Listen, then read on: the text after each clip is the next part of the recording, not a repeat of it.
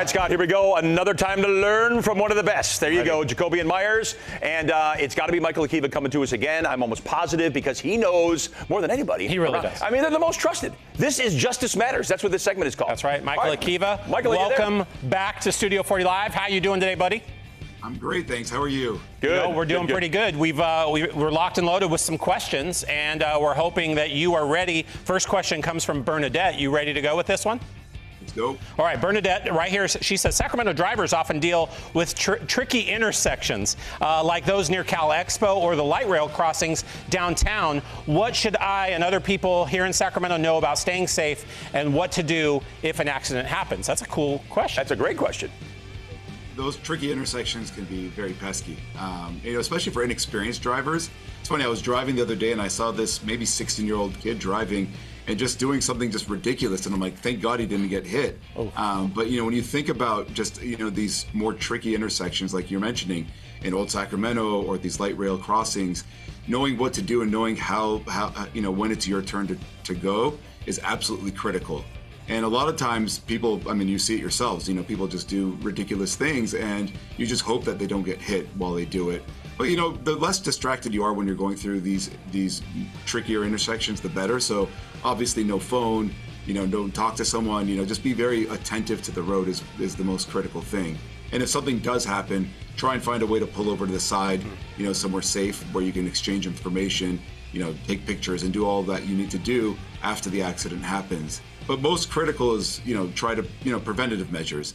Don't be distracted. Yeah. Don't be on your cell phone. And especially when you're driving through these trickier intersections, just be very attentive to what's going on around you.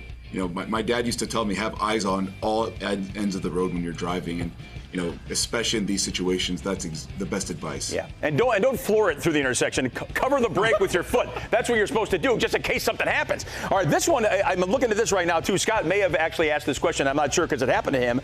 Sacramento highways and intersections are especially busy with commercial trucks during the holiday season. All right, we're hitting that holiday season right now. What should someone know about their options if they're in an accident with a commercial truck like this guy on a high-speed road? Yeah.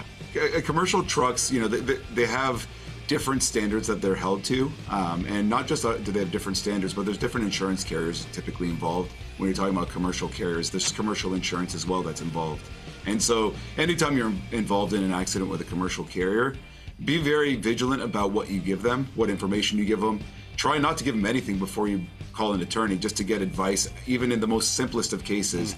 Even if it's a minor rear-end accident, talking to an attorney beforehand can only help you because we can guide you in the right direction. Even if it might be the type of case that we won't be able to take on, we can give you advice as to what to say, what not to say, what to be careful about, what facts are beneficial to your case versus what's not beneficial to your case. And so just being very much informed as to what to do and how to proceed is important there. And for Michael, real quick, for people that are nervous about making that call, that first call, I don't know whether it's the cost or I never talked to an attorney. What are you telling those folks? Yeah, a call to an attorney is intimidating. For me, it's kind of second nature because I've been an attorney for almost 20 years now. And, I don't even think about the intimidating nature of what an attorney is. But, when you think about it, a call to an attorney is an intimidating feeling for most people. We try to make that as simple as possible. There's no cost to calling us. You could spend an hour on the phone with us. It's okay. We want to give you advice. We want to get you better informed. We want to let you know exactly what your rights are. And we try to be as friendly and affable as possible because I know that it's an intimidating call to make.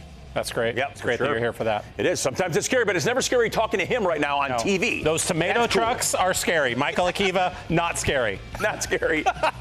Good to see you, buddy. Thanks for coming in. Justice Matters, of course. There's all that information, QR code, web address, everything you need to hit up Jacoby and Meyers.